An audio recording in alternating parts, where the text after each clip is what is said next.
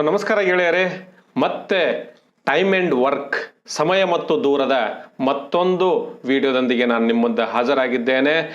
ನೀವು 3 ವಿಡಿಯೋಗಳನ್ನು ಈಗಾಗಲೇ ಟೈಮ್ ಆ್ಯಂಡ್ ವರ್ಕ್ನಲ್ಲಿ ನೋಡಿದ್ದೀರಿ. ಹೊಸ ರೀತಿಯ ಹೊಸ ವಿಧಾನಗಳನ್ನು ನಾನು ನಿಮಗೆ ಈಗಾಗಲೇ ಕಲಿಸಿಕೊಟ್ಟಿದ್ದೀನಿ. ಇವತ್ತು ಮತ್ತೆ ಹೊಸ ರೀತಿಯ ಪ್ರಶ್ನೆಗಳು, ಎವರೇಜ್ ಸ್ಪೀಡ್ ಮತ್ತು ಇತರ ಪ್ರಶ್ನೆಗಳನ್ನು ನಾನು ನಿಮ್ಮ ಮುಂದೆ ತಂದಿದ್ದೇನೆ. ಈ ಪ್ರಶ್ನೆಗಳನ್ನು ಯಾವ ರೀತಿಯಾಗಿ ಸಾಲ್ವ್ ಮಾಡಬೇಕು ಅನ್ನೋದನ್ನು ನಾವೀಗ ನೋಡೋಣ. ಮೊದಲನೆಯ ಪ್ರಶ್ನೆ ನಿಮ್ಮ ಸ್ಕ್ರೀನ್ ಮೇಲಿದೆ. ಆ ಪ್ರಶ್ನೆಯನ್ನು ಸಾಲ್ವ್ ಮಾಡೋದಕ್ಕಿಂತ ಮೊದಲು ನಾನು ನಿಮ್ಮಲ್ಲಿ ಮಾಡುವಂಥ ವಿನಂತಿ ಏನಂತಂದರೆ, ಮೊಟ್ಟ ಮೊದಲ ಬಾರಿಗೆ ನೀವೇನಾದರೂ ನನ್ನ ವಿಡಿಯೋನ ನೋಡ್ತಾ ಇದ್ದರೆ ದಯವಿಟ್ಟು ಸಬ್ಸ್ಕ್ರೈಬ್ ಮಾಡಿ.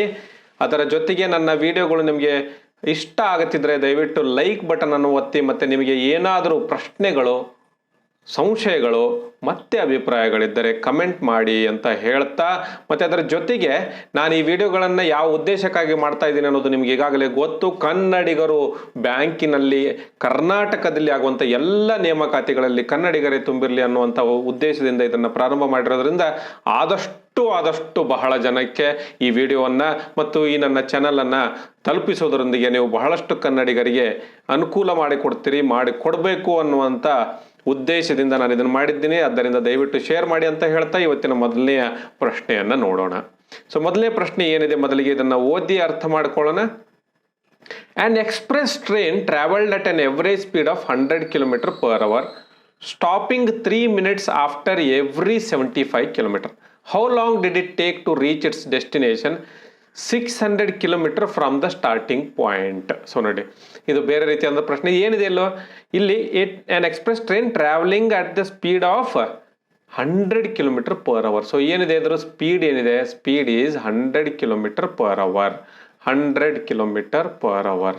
ಆಮೇಲೆ stopping 3 minutes after every 75 km. ಇದೇನಾಗುತ್ತೆ ಅಂದರೆ 3 minutes ನಿಂತ್ಕೊಳ್ಳುತ್ತೆ. ಎಷ್ಟು ಸ್ಟಾಪ್ ಮಾಡುತ್ತೆ ಅಂತ ಕೇಳಿದ್ರೆ, ಸ್ಟಾಪ್ಸ್ ಫಾರ್ ಎಷ್ಟು? 3 minutes. ಯಾವಾಗ? After 75 km. How long did it take to reach its destination 600 km from the starting point. So ಈಗೇನು ಮಾಡ್ಬೇಕು ನಾವು? 75 km ಆದಮೇಲೆ ಇದು ನಿಲ್ತಾ ಹೋಗುತ್ತೆ. ಸೊ ಮೊದಲಿಗೆ ಏನು ಮಾಡಬೇಕು ಅಂತಂದರೆ, 600 km ಹೋಗ್ಬೇಕಾದ್ರೆ ಇದಕ್ಕೆ ಎಷ್ಟು ತಾಸು ಹತ್ತುತ್ತೆ? ಒಂದು ವೇಳೆ ಇದು ನಿಲ್ಲದೆ ಇದ್ದರೆ, ಸ್ಟಾಪ್ ಮಾಡದೇ ಇದ್ದರೆ ಇದು ಎಷ್ಟೊತ್ತಿಗೆ ಹೋಗಿ ಮುಟ್ಟುತ್ತೆ ಅನ್ನೋದನ್ನು ನೋಡೋಣ. 6 ತಾಸು ಬೇಕು, 6 hours ಬೇಕು. ಹೌದಾ? 100 km/h ಇದೆ, 600 km ಹೋಗ್ಬೇಕಾಗಿದೆ. ಸೊ ಎಷ್ಟು ಬೇಕು? 6 hours ಬೇಕು. ಈಗ ಎಷ್ಟು ಗಂಟೆ ಅಥವಾ ಎಷ್ಟು ನಿಮಿಷ ನಿಂತುಕೊಂಡಿದೆ ಅನ್ನೋದನ್ನು ನೋಡಲಿಕ್ಕೆ ನಾವೇನು ಮಾಡ್ತೀವಿ ಅಂದರೆ, 75 ಎಷ್ಟು ಭಾಗಗಳಿದಾವೆ 600ರಲ್ಲಿ ಅಂತ ನೋಡೋಣ. 600ರಲ್ಲಿ 75 km ಎಷ್ಟು ಭಾಗಗಳಿದಾವೆ? ಹೌದಾ? ಮೊದಲನೇ 75 km ಆದಮೇಲೆ 3 ನಿಮಿಷ, ಎರಡನೇ 75 ಆದಮೇಲೆ ಮತ್ತೆ 3 ನಿಮಿಷ. ಈ ರೀತಿಯಾಗಿ ನಿಲ್ತಾ ಹೋಗ್ಬೇಕಾದ್ರೆ ಎಷ್ಟು ಭಾಗಗಳಿದಾವೆ ಅನ್ನೋದಕ್ಕೆ ನಾವೇನು ಮಾಡ್ತೀವಿ? 75ರಿಂದ ಭಾಗಾಕಾರ ಮಾಡ್ತೀವಿ. 75ರಿಂದ ಭಾಗಾಕಾರ ಮಾಡಿದರೆ ನಿಮ್ಗೆ ಗೊತ್ತು, 75 ಎರಡ್ಲೆ 150, 154 ಅಂದರೆ ಒಟ್ಟು 8 ಸಾರಿ. 8 ಸಾರಿ ಇದು ಇದನ್ನು ಭಾಗಾಕಾರ ಮಾಡಿದರೆ 8 ಸಾರಿ ಆಗುತ್ತೆ. ಸೊ 8 ಸಾರಿ ಇದು ನಿಲ್ಬೇಕು. 8 ಸಾರಿ ನಿಲ್ಬೇಕಾದ್ರೆ ಒಂದು ವಿಷಯವನ್ನು ನೆನಪಿನಲ್ಲಿ ಇಟ್ಕೊಳ್ಳಿ ಗೆಳೆಯರಿ, ಏನಂತಂದರೆ 8ನೇ ಸಾರಿ ಆದಮೇಲೆ ಅದು ಹೋಗಿ ಮುಟ್ಟಿರುತ್ತೆ. 8ನೇ ಸಾರಿ ಅದು ಹೋಗಿ ಮುಟ್ಟಿರುತ್ತೆ. ಈಗೇನಾಗುತ್ತೆ? ಅದಾದ ಮೇಲೆ ನಾವು ಮತ್ತೆ 3 ನಿಮಿಷ ನಿಲ್ಲಿಸೋದಿಲ್ಲ, ಯಾಕಂದರೆ ಈಗಾಗಲೇ ಡೆಸ್ಟಿನೇಷನ್ನ ಮುಟ್ಟಿಬಿಟ್ಟಿದೆ. ಸೊ ಈ 8 ಬಾರಿ ಅದು 3 ನಿಮಿಷ ನಿಲ್ಲೋದಿಲ್ಲ, 7 ಬಾರಿ ನಿಲ್ಲುತ್ತೆ. ಇದನ್ನು ಸರಿಯಾಗಿ ಅರ್ಥ ಮಾಡ್ಕೋಬೇಕು. ಸೊ 7 ಬಾರಿ ನಿಲ್ಲೋದ್ರಿಂದ 7 ಬಾರಿ 8 3 ನಿಮಿಷ, 3 minutes. ಸೊ ಒಟ್ಟಿಗೆ ಎಷ್ಟಾಯಿತು? 21 ನಿಮಿಷ. ಯಾಕಂದರೆ ಕೊನೆಗೆ ಹೋಗಿ ಮುಟ್ಟಿದ ಮೇಲೆ 3 ನಿಮಿಷವನ್ನು ನಾವು ಲೆಕ್ಕಕ್ಕೆ ಹಿಡಿಯೋದಿಲ್ಲ. ಸೊ ಹಾಗಾಗಿ ಎಷ್ಟಾಯಿತು? 6 hours ನಾರ್ಮಲಿ ಹೋಗೋಕ್ಕೆ, ಮತ್ತೆ 3 ನಿಮಿಷ ನಿಲ್ಲಕ್ಕೆ ಏನು ಪ್ಲಸ್ 21 minutes. ಸೊ ನಿಮ್ಮ ಉತ್ತರ ಯಾವುದಾಗಿರ್ಬೇಕು? ಎ ಆಗಿರ್ಬೇಕು. ಸೊ ಎ ಇದರ ಸರಿಯಾದ ಉತ್ತರ. ಸೊ ಈ ರೀತಿಯಾಗಿ ನಾವು ಸುಲಭವಾಗಿ 5-10 ಸೆಕೆಂಡ್ಗಳಲ್ಲಿ ಈ ಪ್ರಶ್ನೆಯನ್ನು ನಾವು ಸಾಲ್ವ್ ಮಾಡಬಹುದು. ಈಗ ಮುಂದಿನ ಪ್ರಶ್ನೆಯತ್ತ ನಾವು ಹೋಗೋಣ. ಸೊ ಮುಂದಿನ ಪ್ರಶ್ನೆ ಏನಿದೆ ಅಂತ ನೋಡೋಣ. ಸೊ ಮುಂದಿನ ಪ್ರಶ್ನೆ ನಿಮ್ಮ ಎದುರುಗಡೆ ಇದೆ. ಈ ಪ್ರಶ್ನೆಯನ್ನು ಯಾವ ರೀತಿಯಾಗಿ ಸಾಲ್ವ್ ಮಾಡಬೇಕು ಅನ್ನೋದನ್ನು ನೋಡೋಣ. ಏನಿದೆ ಈ ಪ್ರಶ್ನೆ ಅಂತ ಮೊದಲಿಗೆ ನಾವು ಅರ್ಥ ಮಾಡ್ಕೊಳ್ಳೋಣ. 2 trains starts from 2 stations A and B at the same time and proceed towards each other to reach B and A respectively. ಏನಾಗ್ತಾ ಇದೆ ಇಲ್ಲಿ? ಎ ಮತ್ತು ಬಿ ಎನ್ನುವಂಥ 2 ಸ್ಟೇಷನ್ಗಳಿಂದ ಹೊರಟ 2 ಟ್ರೈನ್ಗಳು, ಒಂದು ಈ ಕಡೆ ಇನ್ನೊಂದು ಈ ಕಡೆಗೆ ಎದುರಾಬುದರ ಹೋಗ್ತಾ ಇದ್ದಾವೆ. ಇವೇನು ಮಾಡ್ತವೆ? ನಾವು ಕ್ರಾಸ್ ಮಾಡೋದಕ್ಕೆ ಎಂತ ಅದನ್ನ ಈಗಾಗಲೇ ಸಾಲ್ವ್ ಮಾಡಿದ್ವಿ. ಆಫ್ಟರ್ ಕ್ರಾಸಿಂಗ್ ಈಚ್ ಅದರ್ ಅಂತ ಈ ಪ್ರಶ್ನೆ ಇದೆ, ಅದನ್ನು ಹೇಗೆ ಸಾಲ್ವ್ ಮಾಡ್ಬೇಕು ಅನ್ನೋದನ್ನ ನೋಡೋಣ. Proceed towards each other to reach B and A respectively. ಎದಿದ್ದು ಬಿಗೆ ಮತ್ತು ಬಿ ಇದ್ದು ಎಗೆ ಬರ್ತಾ ಇದಾವೆ ಎರಡು. After crossing each other they take 36 and 49 hours respectively to reach their destinations. After crossing each other. So ಇದೇನಾಗುತ್ತೆ, ಬಿ ಎಲ್ಲಿಂದನೋ ಪ್ರಾರಂಭ ಆಗುತ್ತೆ, ಆಮೇಲೆ ಎ ಇಲ್ಲಿಂದ ಪ್ರಾರಂಭ ಆಗುತ್ತೆ, ಅವು ಎರಡೂ ಒಂದು ಕಡೆಗೆ ಎಲ್ಲೋ ಮುಟ್ತವೆ. ಆ ಮುಟ್ಟಿದ ಮೇಲೆ ಎ ಇದ್ದದ್ದು 36 hours ತೆಗೆದುಕೊಳ್ಳುತ್ತೆ, ಆಮೇಲೆ ಬಿ ಇದ್ದದ್ದು 49 hours ತೆಗೆದುಕೊಳ್ಳುತ್ತೆ. ಏನಕ್ಕೆ?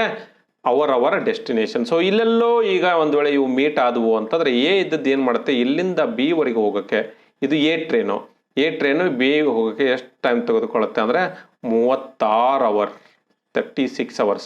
ಆಮೇಲೆ ಬಿ ಏನು ಮಾಡುತ್ತೆ, ಇಲ್ಲಿಂದ ಇಲ್ಲಿವರೆಗೂ 49 hours ತೆಗೆದುಕೊಳ್ಳುತ್ತೆ. ಅರ್ಥ ಆಗ್ತಿದೆ ಗೆಳೆಯರೆ? ಏನಾಯ್ತು, ಆಫ್ಟರ್ ಕ್ರಾಸಿಂಗ್ ಈಚ್ ಅದರ್, ಇಲ್ಲಿ ಮೀಟ್ ಆದಮೇಲೆ ಕ್ರಾಸ್ ಮಾಡಿದ ಮೇಲೆ ಇಷ್ಟು ಟೈಮ್ ತೆಗೆದುಕೊಳ್ತಾ ಇದೆ. ಇಲ್ಲಿವರೆಗೂ ನಾವು ಪ್ರಶ್ನೆಯನ್ನು ಹೇಗೆ ಮಾಡಿದ್ವಿ, ಅವು ಕ್ರಾಸ್ ಮಾಡುವಾಗ ಎಷ್ಟು ಟೈಮ್ ತೆಗೆದುಕೊಳ್ತವೆ ಅಥವಾ ಎಷ್ಟು ದೂರ ಇತ್ತು, ಎಷ್ಟು ಸ್ಪೀಡ್ ಇತ್ತು, ಈ ರೀತಿಯಾದಂಥ ಪ್ರಶ್ನೆಗಳನ್ನ ಮಾಡಿದ್ವಿ. ಈಗ ಏನು ಮಾಡ್ತಾ ಇದ್ವಿ, ಕ್ರಾಸ್ ಆದಮೇಲೆ. ಸೊ ಇದನ್ನು ಯಾವ ರೀತಿಯಾಗಿ ಸಾಲ್ವ್ ಮಾಡಬೇಕು ಅನ್ನೋದಕ್ಕೆ ನಾವು ನೇರವಾಗಿ ಇದರಲ್ಲಿ ಒಂದು ಫಾರ್ಮುಲಾ ಇದೆ. ಆ ಫಾರ್ಮುಲನ್ನ ನಾನು ಮಾಡ್ಕೋಬಹುದು. ಹೇಗೆ ಫಾರ್ಮುಲಾ ಅಂತಂದ್ರೆ, ಒಂದು ವೇಳೆ ಎ ಅನ್ನ ಸ್ಪೀಡ್ 1 ಅಂತ ತೆಗೆದುಕೊಂಡ್ರೆ, ಇಲ್ಲಿ ಸ್ಪೀಡನ್ನು ಕೊಟ್ಟಿರ್ತಾರೋ ಇದನ್ನ ಸ್ಪೀಡ್ 2 ಅಂತ ತೆಗೆದುಕೊಳ್ಳೋಣ. ಆಮೇಲೆ ಇಲ್ಲಿ ಸ್ಪೀಡನ್ನು ಕೊಟ್ಟಿರ್ತಾರೆ, find the speed of second train if the first train runs at 140 km/h. ಅಂದ್ರೆ ಏನು, ಸ್ಪೀಡ್ 1ನೇ ಟ್ರೈನು 140 km ಸ್ಪೀಡ್ನಲ್ಲಿ ಹೋಗ್ತಾ ಇದ್ರೆ ಎರಡನೇದರ ಸ್ಪೀಡನ್ನು ಕಂಡುಹಿಡಿಬೇಕು. ಸೊ ಇದನ್ನೇ ನೇರವಾಗಿ ನಾವು ಯಾವ ರೀತಿಯಾಗಿ ಮಾಡ್ಬೋದು ಅಂತಂದರೆ, ನಮಗೆ ಒಂದು ಫಾರ್ಮುಲಾ ಇದೆ. ಈ ಫಾರ್ಮುಲಾ ಹೇಗೆ ಬರುತ್ತೆ ಅಂತಲೂ ಕೂಡ ಡಿಸ್ಕಸ್ ಮಾಡೋಣ.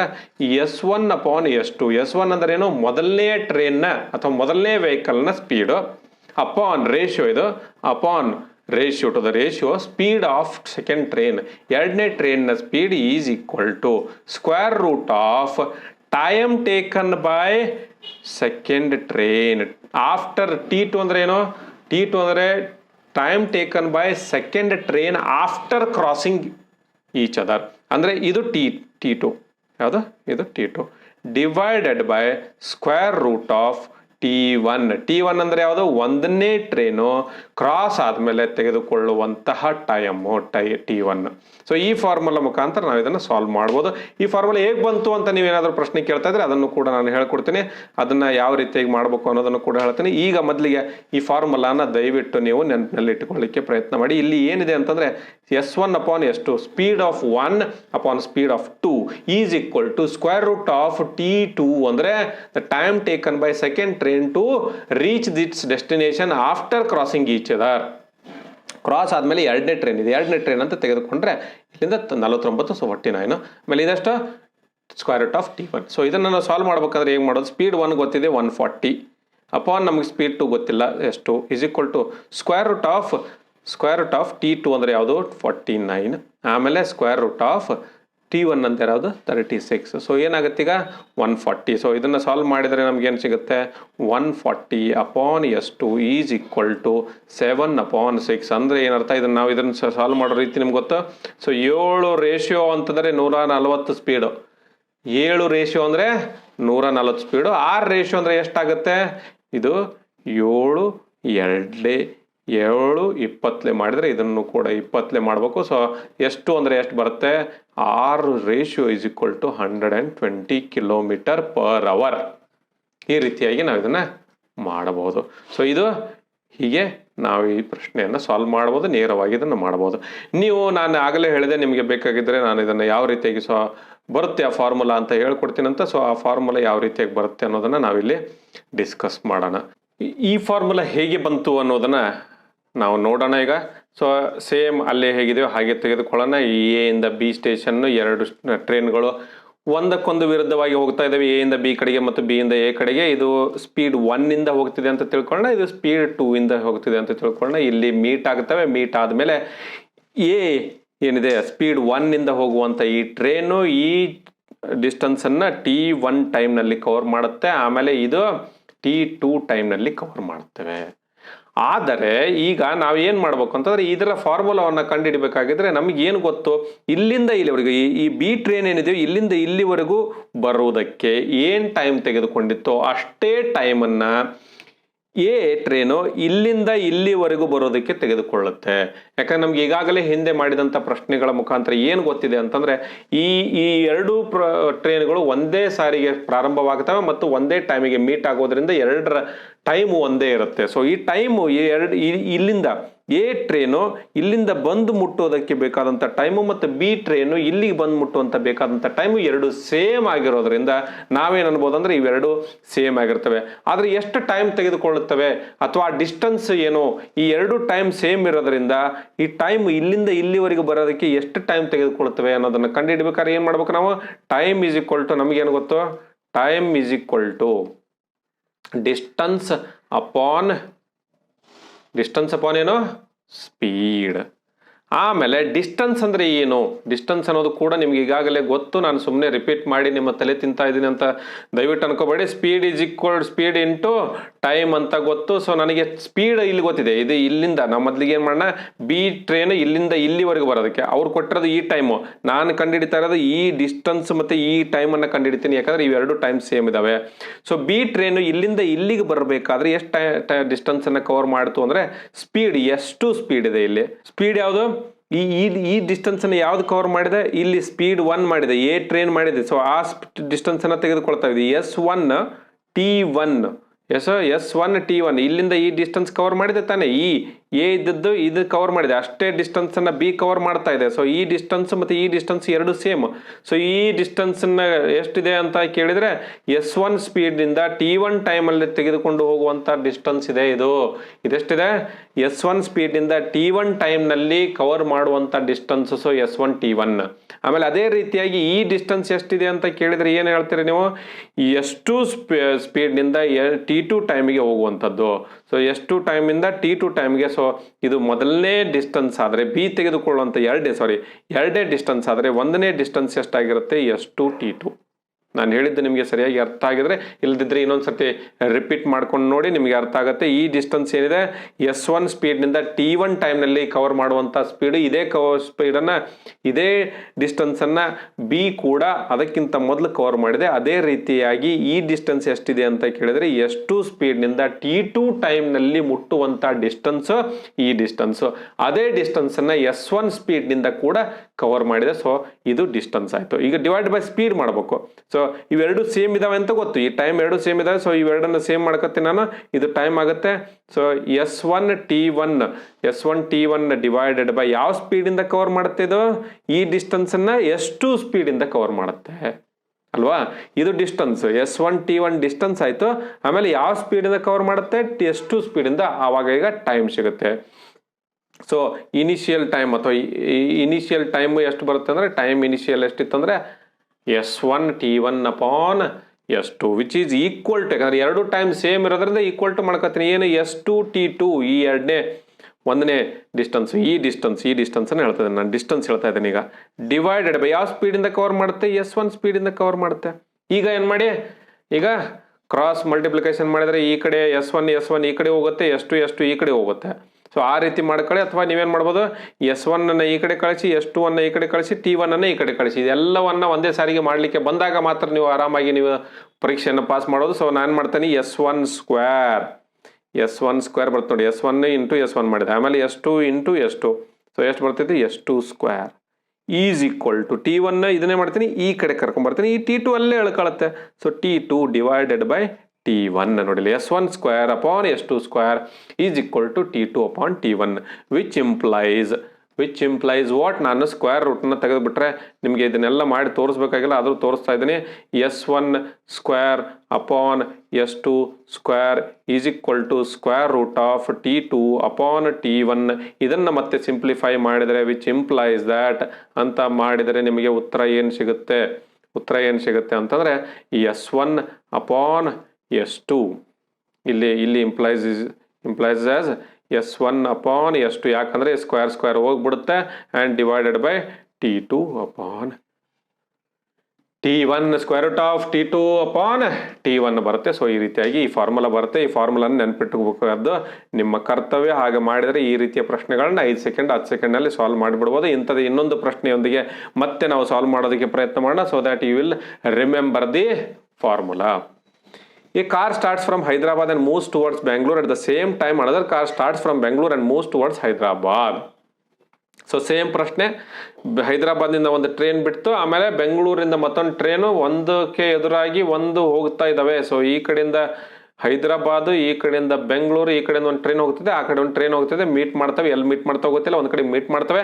After crossing each other, cross ಆದಮೇಲೆ ಒಂದನೇ ಟ್ರೈನು ಹೈದರಾಬಾದ್ನಿಂದ ಬಿಟ್ಟಂತ ಟ್ರೈನು ಈ ಡಿಸ್ಟೆನ್ಸನ್ನು 361 ನಿಮಿಷದಲ್ಲಿ ಮಿನಿಟ್ಸ್ನಲ್ಲಿ ಕವರ್ ಮಾಡುತ್ತೆ. ಅದೇ ರೀತಿಯಾಗಿ ಎರಡನೇ ಟ್ರೈನ್ ಕೊಟ್ಟಿದ್ದಾರೆ. So they take 361 and